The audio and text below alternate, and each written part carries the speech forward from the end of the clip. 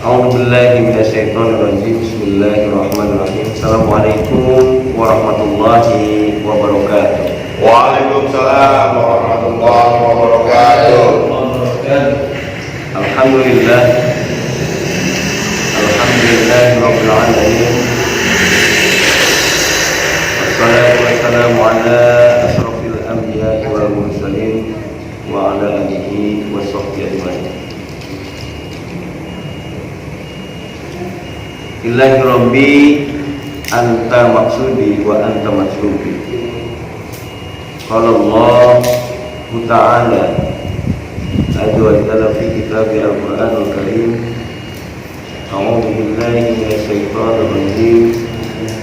Bismillahirrahmanirrahim. Ya ayyuhan nasu ubudu rabbakum alladzi khalaqakum والذين من قبلكم لعلكم تتقون الذي جعل لكم الأرض فراشا والسماء بناء وأنزل من السماء ماء فأخرج به من الثمرات رزقا لكم فلا تجعلوا لله أندادا وأنتم تعلمون صدق الله العظيم. Al-ayat. Pertama-tama marilah kita panjatkan puji dan syukur kehadirat Allah Subhanahu wa taala. Pada malam hari ini Allah Subhanahu wa taala mempertemukan kita dalam satu majelis yang mulia dalam rangka taklim di Mushola Al-Wahhab ini, sekalipun tidak selengkap yang kita harapkan, tetapi alhamdulillah inilah kesempatan yang Allah berikan, harus kita manfaatkan. Salawat dan salam senantiasa semoga Allah limpahkan, Allah curahkan pada suri teladan kita, uswah dan qudwah kita, ikutan yang memang sudah teruji dan terakui secara sah. Beliau adalah baginda Nabi Muhammad sallallahu alaihi wasallam serta para sahabat, keluarganya, juga para umatnya yang sampai saat ini tetap istiqomah menjalankan sunnah hingga akhir yaumil akhir nanti. Dan mudah-mudahan kita termasuk di dalam. Amin. Amin ya Allah.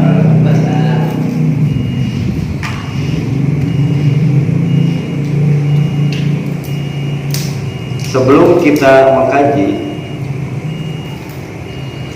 dalam kajian malam hari ini, tentunya kita akan sedikit mengulas bagaimana sahnya kita dalam sholat.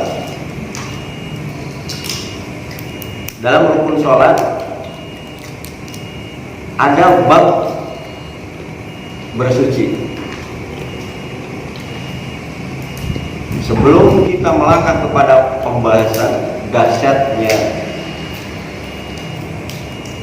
efek dari sholat yang sah, ya, efek dari sholat yang khusyuk, yang menjadi kita akan hidup lebih bermanfaat, berubah, ya, ke arah yang lebih baik, tanha anil fahsya'i wal munkar, ya, yang mencegah sholat itu dari perbuatan keji dan munkar. Maka tentu kajian ini sebelumnya adalah melangkah kepada kajian yang menyebabkan sholat itu menjadi dahsyat, yaitu bab bersuci atau wudu. Walaupun memang bab ini termasuk bab dari taharah, ya, bersuci. Jadi sebelum wudu pun ada bab diantaranya mandi, gitu. Dimana mandi ini memiliki peranan yang luar biasa dalam kesucian tubuh kita.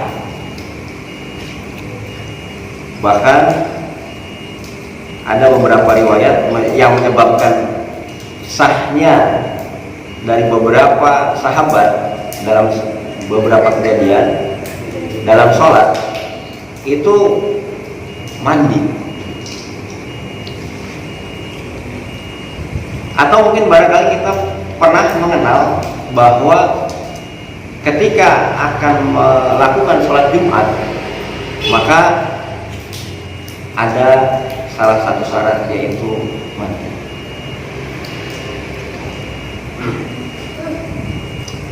Rahimahullah, dalam kajian ini tentunya tidak dibahas dalam satu waktu ya, karena memang akan memakan waktu yang banyak begitu. Di dalam bab wudu, mandi dan tayamum, kita bisa melihatnya di dalam surat Al-Maidah ayat 6. Yang ini langsung Allah Subhanahu wa taala menjelaskan. Saya bacakan ayat ini. A'udzubillahi minasyaitonirrajim. Bismillahirrahmanirrahim. Ya ayyuhalladzina amanu idza qumtum ila sholati faghsilu wujuhakum wa aydiyakum ilal marafiqi wasmahu biru'usikum wa arjulukum ilal ka'bayn wa in kuntum junuban fathahar. Dalam potongan ayat ini saya bacakan artinya. Wahai orang-orang yang beriman, apabila kamu hendak melaksanakan sholat, maka basuhlah wajahmu dan tanganmu sampai ke siku, dan sapulah kepalamu dan basuh kedua kakimu sampai kedua mata kaki. Jika kamu junub maka mandilah. Dan jika kamu sakit atau dalam perjalanan atau kembali dari tempat buang air atau menyentuh perempuan, maka jika kamu tidak memperoleh air maka bertayamum dengan debu yang baik, suci, usaplah wajahmu dan tanganmu dengan debu itu. Allah tidak ingin menyulitkan kamu, tetapi Dia hendak membersihkan kamu dan menyempurnakan nikmat-Nya bagimu agar kamu bersyukur. Jadi dalam ayat ini jelas sekali ya, ketika kita akan melaksanakan sholat gitu ya, dan semuanya juga jelas ya bagi orang-orang yang beriman, ya ayyuhalladzina amanu diawali. Kemudian apabila hendak melaksanakan sholat maka basuhlah wajahmu dan tanganmu sampai ke siku, dan sapulah kepalamu dan basuhlah kedua kakimu sampai kedua mata kaki. Jika kamu junub maka mandilah. Jadi dalam penerjemahan ayat ini banyak sekali penafsiran ya. Ada yang menafsirkan ya, ada yang menafsirkan di dalam buku Safinatun Najah itu penerjemahan ayat ini adalah bahwa mengusap wajah itu dari apa yang tidak tertutup oleh rambut atau sekitar rahang di bawahnya sampai kepada jari dalam beberapa penerjemahannya. Sehingga kalau saya praktekkan seperti ini kira-kira ya, seperti ini kira-kira kalau dipraktekkan, kemudian membasuh kedua tangan ya hingga ke siku adalah tangan. Artinya posisinya harus begini, tangan kemudian sampai ke siku. Ya, seperti ini.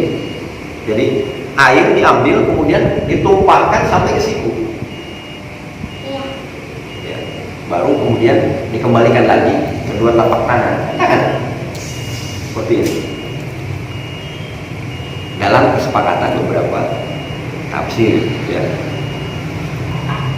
Kemudian membasuh kepala hingga menyentuh rambutnya. Sapulah kepalamu ya. Jadi kalau dalam beberapa penafsiran itu sapu kepala seperti ini, ambil air kemudian usapkan, menyapu seluruh kepala. Berarti seluruh kepala itu adalah seperti ini posisinya, dikembalikan lagi dan kemudian baru ke telinga, sehingga utuh kepala itu dibasuh kemudian dikembalikan lagi ke telinga seperti ini. Ya. Itu dalam beberapa kesepakatan penafsiran. Ya. Baru kita basuh kedua kaki, maaf ya, kedua kaki. Di dalam beberapa hadis itu keutamaannya adalah ketika sudah melewati mata kaki, maka itu adalah keutamaan. Yang dalam hadis itu disebut gurun muhajalin, artinya keutamaan itu seperti di akhirat nanti pandangannya itu seperti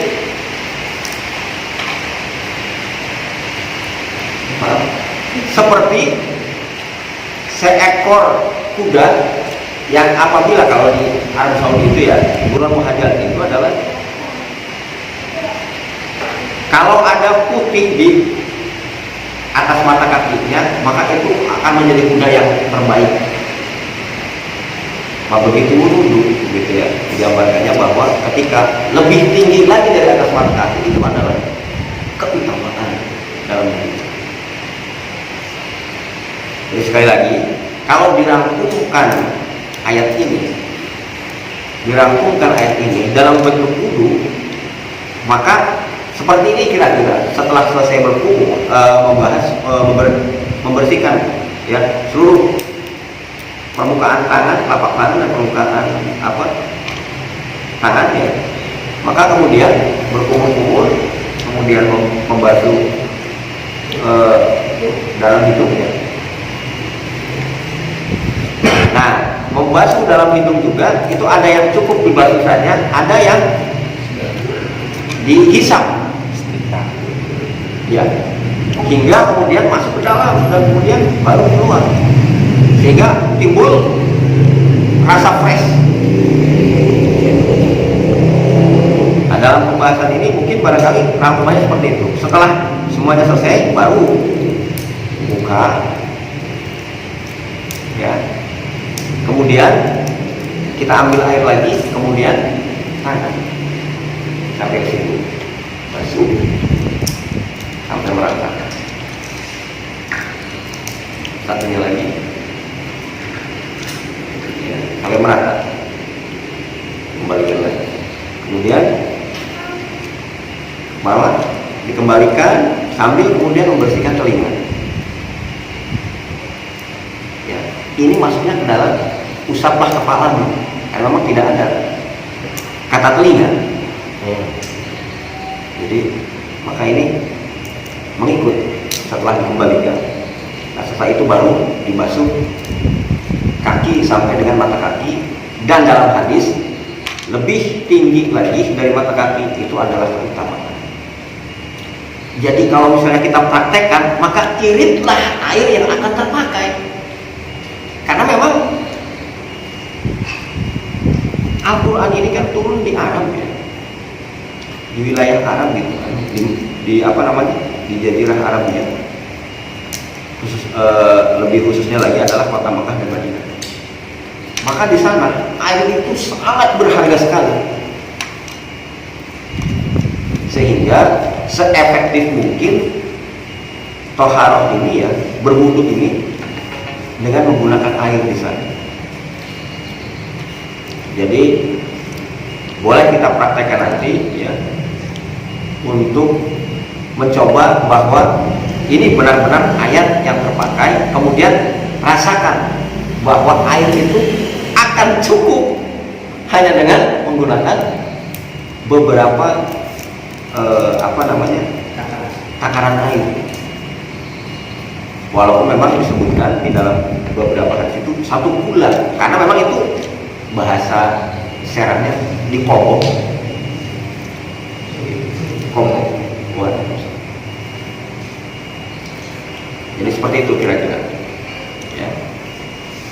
Jadi ketika kita menggunakan ini, maka insya Allah tidak boros air. Tetapi memang yang pada prakteknya, karena kita terutama di Indonesia ya, apalagi di wilayah Priangan gitu kan, subur akan air gitu. Bahkan air itu tidak mesti dicari dan dibeli ya, tersedia di mana-mana. Maka kebanyakan mempraktekkan mungkin mereka begini ya, dengan keran, dan itu satu teknologi juga kan. Jadi bukan lagi dari tangan ke siku, tetapi dari siku ke tangan gitu kan. Wallahu a'lam bishawab ya. Hal itu apakah memang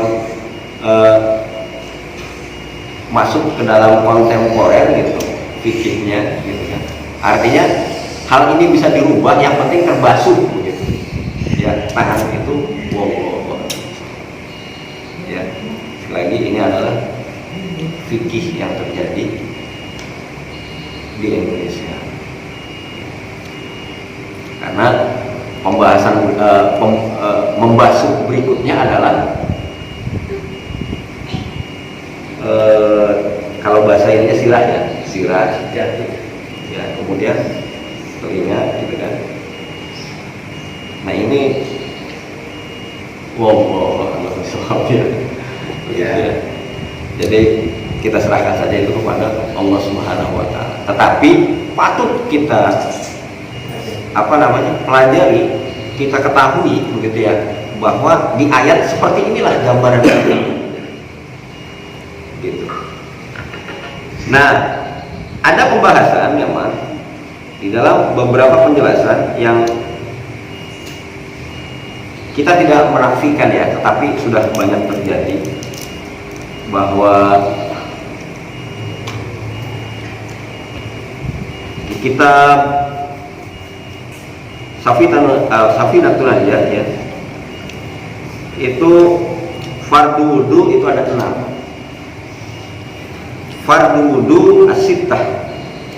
Al-awwalu niyatu asaniu gusla al-wajah. Jadi fardu wudu itu ada 6. Yang pertama itu niat.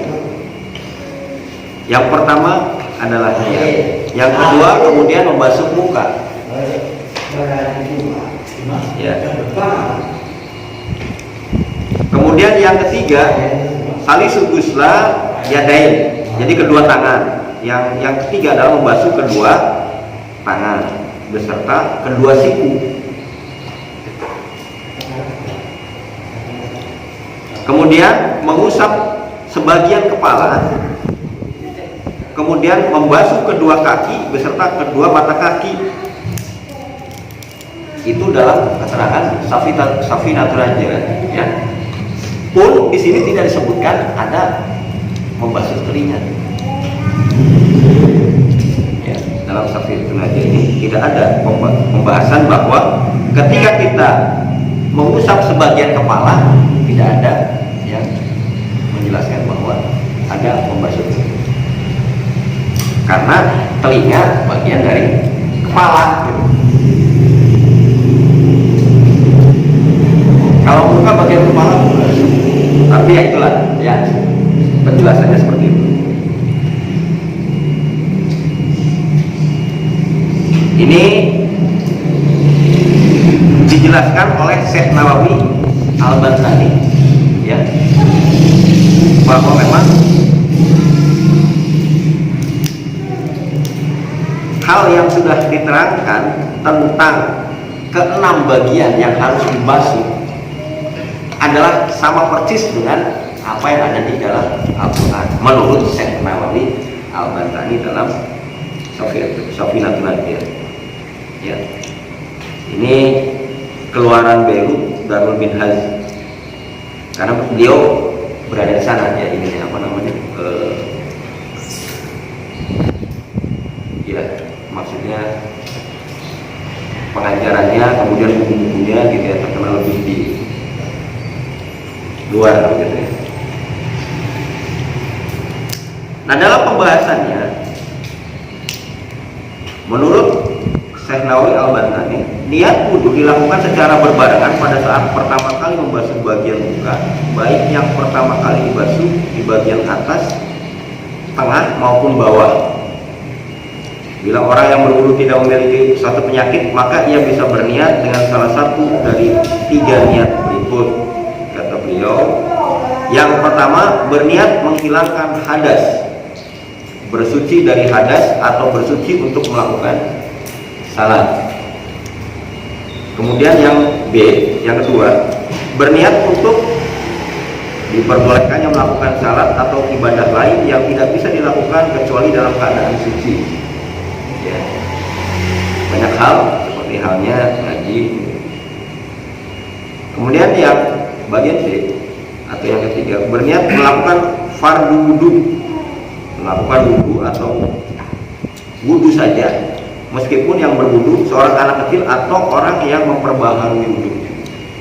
Jadi bisa dibayangkan ya, kalau dahulu orang tuh, makanya ada istilah berjabat tangan dengan perempuan itu tidak menyentuh, karena memang posisinya adalah selalu memiliki wudu. Yang mungkin barangkali di masa sekarang sudah sudah jarang sekali gitu ya terjadi, tetapi memang keberadaannya seperti itu. Jadi bahkan wudu pun diperbaharui, karena niatnya adalah ingin tetap suci. Ini di poin yang ketiga. Maka berlakulah memang berjabat tangan dengan perempuan itu, karena ketimbang melakukan pembaharuan wudu, lebih baik tidak menyentuh.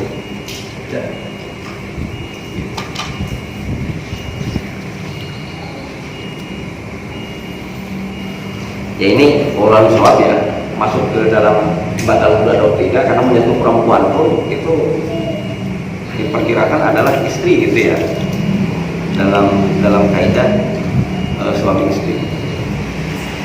Sekali lagi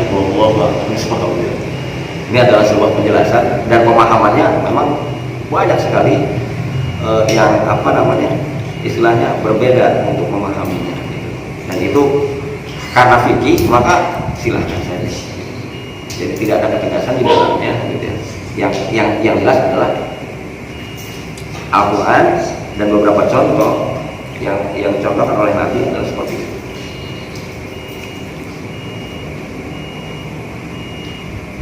Kemudian orang yang dalam keadaan darurat seperti memiliki penyakit anyang-anyangan itu tidak lancar ya dalam membuang air kecil gitu ya, atau sebaliknya geser. Kalau misalnya ada yang terkena penyakit, biasanya ada juga yang susah pengen buang air kecil, maka baginya tidak cukup berwudu dengan niat menghilangkan hadas atau bersuci dari hadas. Baginya wudu yang dia lakukan berfungsi untuk membolehkan dilakukannya salat, bukan berfungsi untuk menghilangkan hadas. Artinya silakan saja ketika salat saja gitu ya, hanya untuk membersihkan dari hadas. Selebihnya selepas dari salat ya karena geser atau misalnya anyang-anyangan gitu kan, sudah gitu, berarti dia dalam keadaan terlepas dari wudu.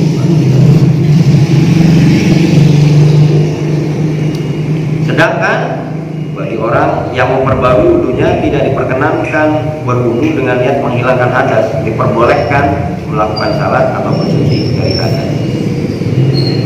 Jadi seperti itu. Ini penjelasan yang pertama. Kemudian yang kedua, membasuh muka.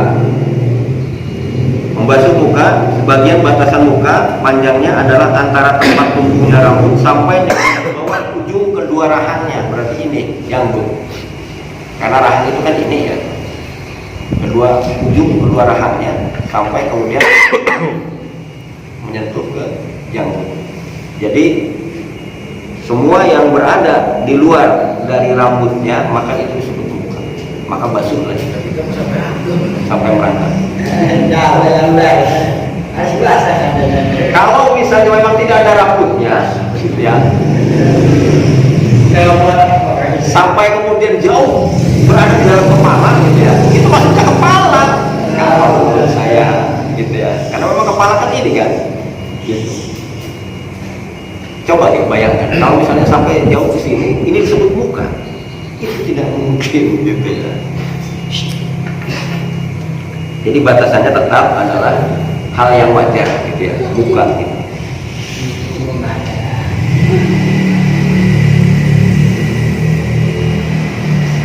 Kemudian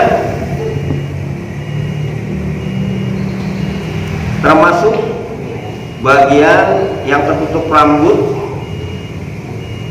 selain daripada rambut di atas kepala, yaitu alis, bulu mata, kumis, jenggot, godek kalau misalnya ada, gitu. Rambut-rambut tersebut wajib dibasuh bagian luar dan dalamnya beserta kulit yang berada di bawahnya meskipun rambut tersebut tebal.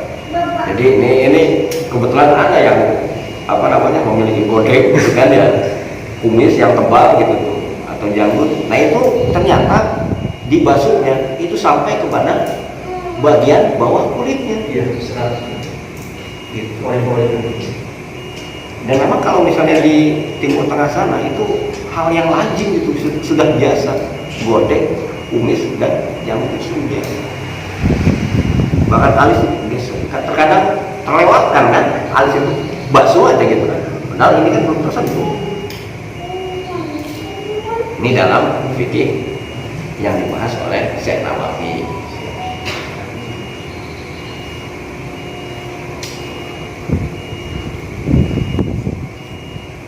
Dilanjutnya adalah karena termasuk bagian dari wajah, tetapi tidak wajib membasuh bagian dalam rambut yang tebal bila rambut tersebut keluar dari wilayah muka. Contohnya misalnya di sini, ya masih ada rambutnya di sini. Ini leher kan, gitu. Ya tetap aja koridornya adalah muka yang dalam batasan ini, yaitu ujung raha, janggut, kemudian ujung rambut yang ada di atas.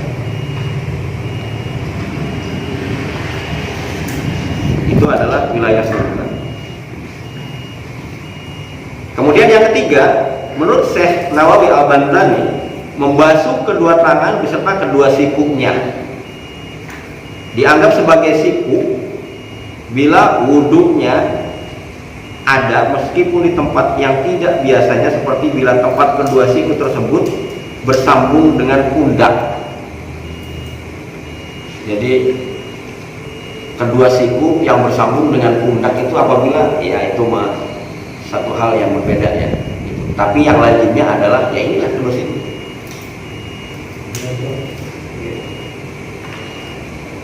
Jadi kalau misalnya ada yang kelainan gitu ya, dari tangan sikunya langsung ke pundak gitu, itu mungkin tapi kan ada aja gitu kan. Ya ada aja hal yang terjadi gitu kan. Itu hal yang lain gitu. Jadi menurut Syekh Nawawi Al-Bantani pun ya ternyata yang dibahas adalah tangan kemudian menuju siku. Apakah ini harus dipopulerkan di masyarakat kita? Sementara Al-Quran menerangkan seperti itu, kemudian orang yang kita agung-agungkan keilmuannya pun begitu menjelaskan. Kembali lagi kepada diri kita, gitu ya. Bagaimana kita akan menerapkannya. Kemudian yang keempat, menurut Syekh Nawawi Al-Bantani, mengusap sebagian kecil kepala ini bisa hanya dengan sekedar mengusap sebagian rambut saja. Dengan catatan rambut diusap tidak melebihi batasan anggota badan yang disebut kepala. Seumpama seorang perempuan yang rambut belakangnya panjang sampai sepunggung, tidak bisa hanya mengusap ujung rambut tersebut karena sudah berada di luar batas wilayah kepala. Dianggap cukup bila dalam mengusap kepala ini dengan cara membasuhnya, meneteskan air atau meletakkan tangan yang basah di atas kepala tanpa menjalankannya. Jadi sekarang pun sebetulnya banyak laki-laki yang rambutnya itu panjang, ya, melebihi batas kepala gitu. Jadi sudah melewati leher sampai kepada punggung. Nah, batasannya adalah ketika kita mengusap, memegang kepala, itu memang kepala sampai sini dengan kepala, udah selesai. Dilanjutkan ke bagian telinga. Jangan sampai misalnya istri kita misalnya memiliki rambut yang panjang sampai ke menjuntai gitu ya, itu dibasuh karena memang gak nyampe, dikelarin gitu kan, dibasuh gitu kan, itu bukan kepala, udah bagian kepala lagi, tetapi bagian yang lain setelah kepala. Artinya kepala itu adalah ukurannya mungkin barangkali, ya maaf, ketika misalnya tidak berambut seperti PRT misalnya, itulah kepala. Ini menurut saya ketahui. Jika kita bertemu dengan keadaan atau kondisi seperti itu, wanita yang memiliki rambut yang sangat panjang, atau apabila laki-laki memiliki rambut yang panjang melebihi dari pundaknya.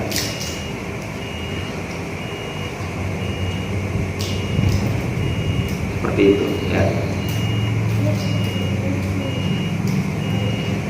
Kemudian yang kelima, membasuh kedua kaki beserta kedua mata kaki. Dalam hal ini dibasuh adalah telapak kaki beserta kedua mata kakinya, tidak harus membasuh sampai ke betis atau lutut. Diwajibkan pula membasuh apa-apa yang ada pada anggota badan ini seperti rambut dan lainnya.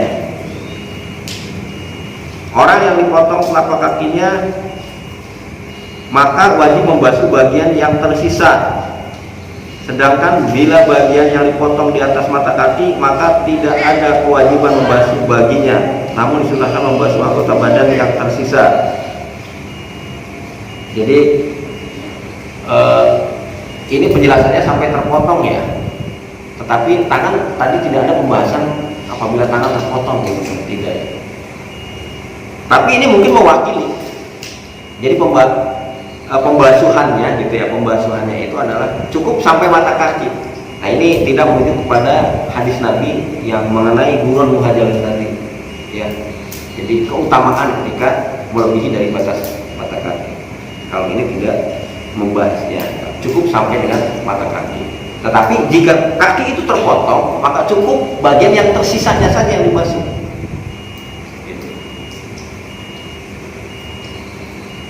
Kalau sama sekali tidak tersisa, maka bagian ujung potongannya. Kalau ini disunahkan membasuh anggota badan yang tersisa, gitu maksudnya ujung potongannya. Itu. Kemudian yang keenam, tertib yang dimaksud dengan tertib adalah di sini adalah melakukan kegiatan wudhu tersebut secara berurutan sebagaimana disebut di atas, yakni dimulai dengan membasuh muka, membasuh kedua tangan beserta kedua siku, mengusap sebagian kecil kepala, dan diakhiri dengan membasuh kedua kaki beserta kedua mata kaki. Jadi maksudnya tertib di sini adalah di poin ke-6 itu tidak secara acak ya. Dalam membasuhnya itu tidak secara acak ya. Dalam artian bahwa kita memulainya kedua tangan dulu misalnya ya. Karena sudah selesai kedua tangannya, kepala gitu kan. Nah, ini tidak tertib namanya. Jadi tertibnya adalah seperti yang dijelaskan dalam Al-Quran ya. Muka, kedua tangan, kemudian kepala, baru kaki ya. Jadi dalam membasuhnya seperti itu. Demikian ini dari buku yang dikutip ya, atau misalnya revisi gitu ya, dari Syekh Salim bin Sumair Al-Hadrami, kemudian Syekh Muhammad Nawawi Banten ya.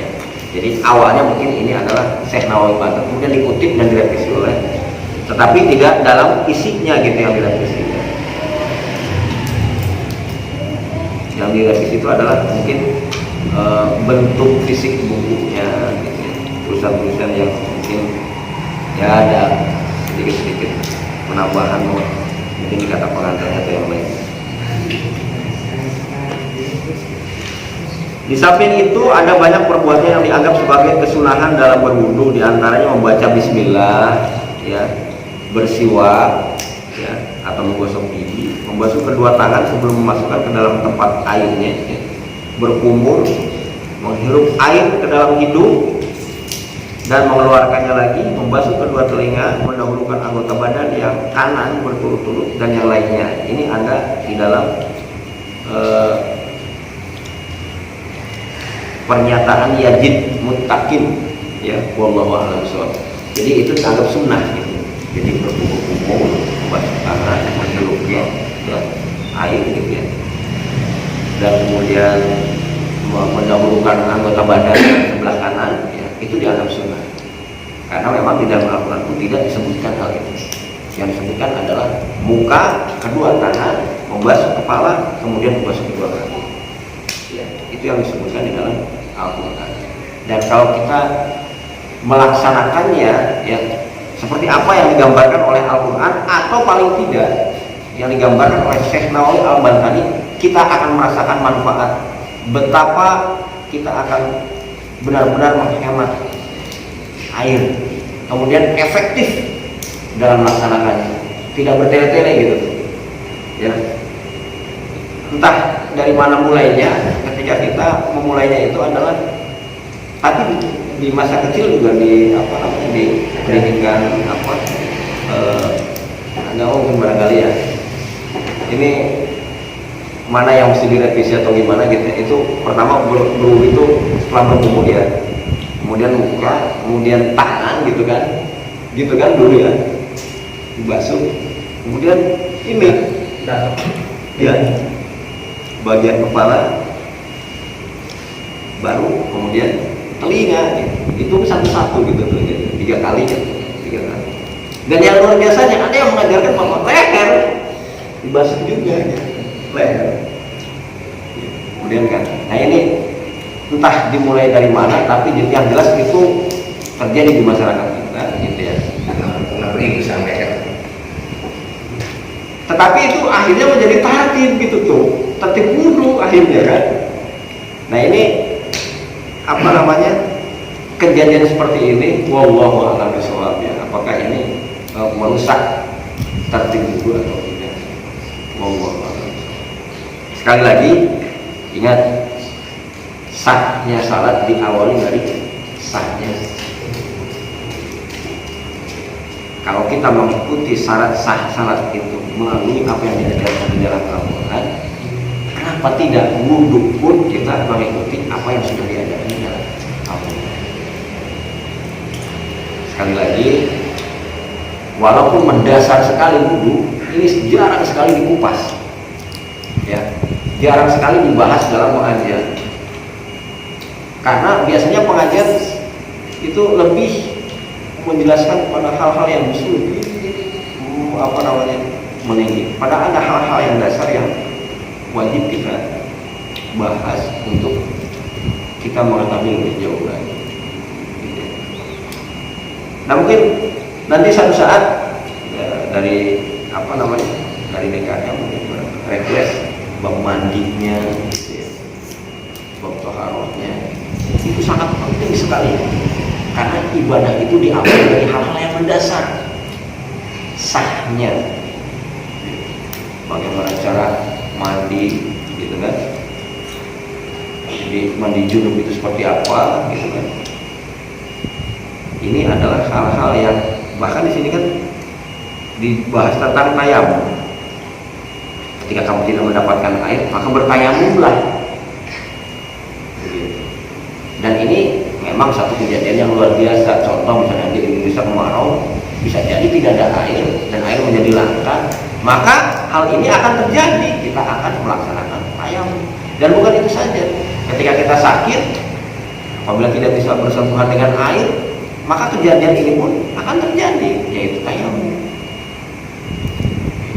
Sementara salat itu harus, ya, karena wajib. kita menghadapi wudhu tidak terkena air.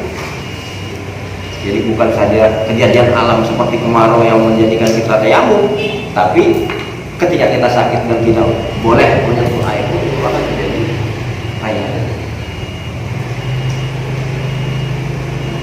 Jadi lebih simpel lagi, tayamum adalah mencari tanah yang suci, yang bersih, tanpa ada tersentuh dengan najis, gitu ya. Kemudian kita ambil, kita tepuk, ya. Sisanya adalah kita usapkan ke bagian muka. Karena memang tidak ada kumur-kumur dan tidak disunahkan juga. Kemudian kita tepuk lagi, ya, sampai pergelangannya. Gitu. Jadi ada beberapa hal yang memang ketika kita menemukan hal ini kemudian akan menjadi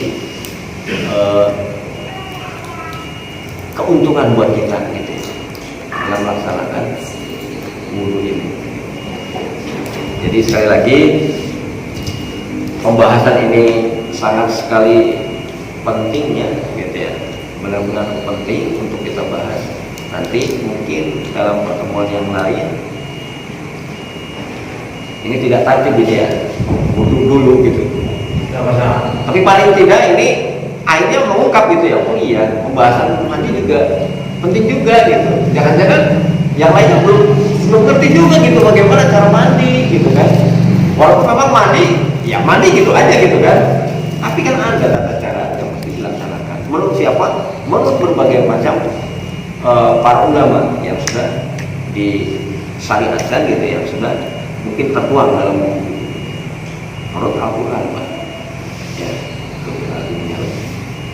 itu saja mungkin barangkali pembahasan malam ini, ya, singkat memang, tetapi mudah-mudahan ini bisa mengingatkan kita ya kembali gitu ya, memori kita bahwa oh iya penggunaan wudhu yang harus kita ajarkan kepada anak, yang harus kita ajarkan kepada masyarakat gitu adalah sesuai dengan Al-Quran dan Sunnah.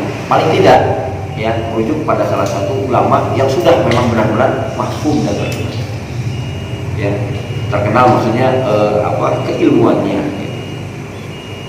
Itu saja mungkin barangkali kajian pada malam hari ini, kurang lebihnya dari saya mohon maaf. Ada kata-kata yang tidak benar. Al-haqqu rabbikum wa takunana minal mumtarin. Billahi taufiq wal hidayah. Assalamualaikum warahmatullahi wabarakatuh. Waalaikumsalam.